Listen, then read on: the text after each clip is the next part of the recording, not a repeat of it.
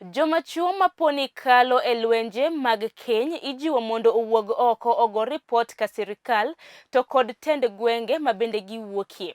Mainden kaluwore koda medruok mag lwenje mag udi mosebedo katimre chakre ni midhusi mar korona ne donje e pacho kaendi.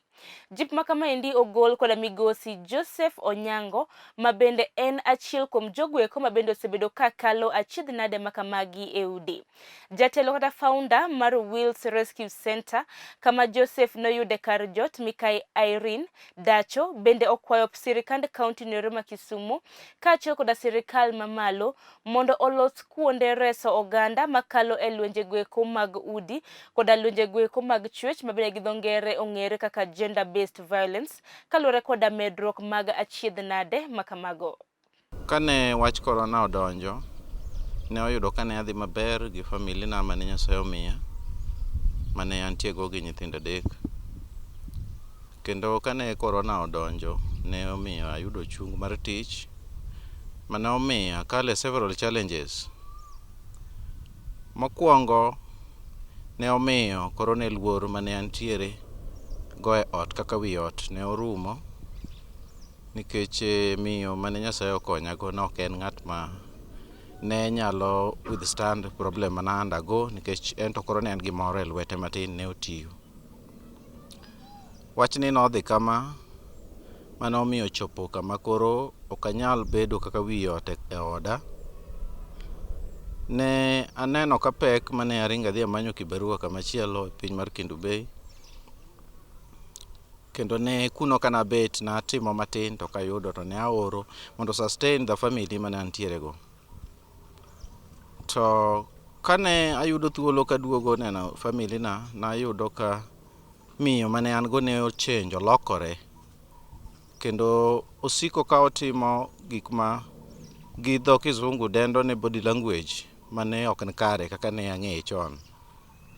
Natemo vumilia nikech ne dichuo moro amora maber nyaka obed gi miyo kaka koro bedo gi luor mar bet e anyuola kata e society. Namedo timo kamano kageno ni kwe nyalo betie, to ne weche odhi marach kuoma. Kendo gikone to ne apo ka oluonga gi agent mane wadake e landine, kendo ne odhira ka siemo na dhooda. Sechego ne miyo mana dag ochung' e wang' dhoot, kendo ne onyisa na donje e odno mondo akaw gimoro amora mara mane odno. Nabedo gi luoro kendo nabedo gi buok. To bedo ne aonge ng'at mane nyalo konya kata ng'at mane nyalo winjo ywakna, ne awacho gi chunya ni we atim kamano. Kane pok atimo kamano, the person mane obiro as the land agent ne ogoya seriously. Ne ok ang'e gimomiyo nogoya, to ne abuok nikech miyo mane an go nochung' kendo noling' nonena anena. Bang'e ne ochuna ma aluwo yor chik. Kata kane aluwo yor chik kamano, ne omiyo koro ok anyal bedo gi famili na kendo. Bang' kosegoya ohinya, nikech jaoda nochiwo instruction mondo ogoya ohinya, abed mabor kode. Ne natero wachni kuom polis, kendo bang'e to ne aneno ni ber mondo ang'won. To ne ang'wono, to nomiya chik nikech koro ok anyal dok e odno. Nawuok maonge gimoro amora, kendo ne an hopeless.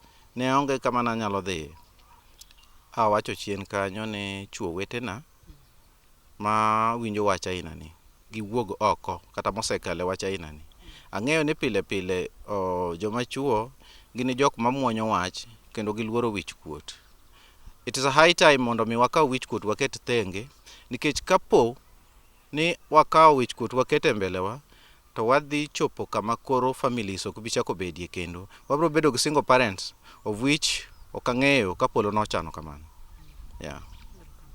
To case ma recently mana yudo manoluonga ne mar wuoyi mane oyudo masira mang'eny ka kuom jaode. En gima ber ka wanyalo yudo joma chuo mawuok oko ka goyo lweny mar gender based violence. Kik wa just focus ne joma mon, to wang'i nyaka kendo joma chuo. nikech we really empowered women to we wano will empower joma chuo. Koro gima dakwa masebedo ka kwayo ni an overwhelmed gi tijni nikech ing'eni atime as an individual ng'ata achiel. Ikony koni. Koro nakwayo county government kata the national government ni wabeduru ane gi strategy moro monyalo timo mondo wakony jogo mahinyore. To mostly joma chuo. Wuguru oko mondo wagol lweny. Instead mar nego chiegi kata mar deri, wuga no uru oko mondo wawuo. Rescue center nani is opened to anybody manyalo biro mondo wawuo kendo wakonyre e gimoro amora marach matim. Rescue center na en manani rescue center en kama bedo hidden, but if you want rescue center na kuma nitiere, just contact Lolwe TV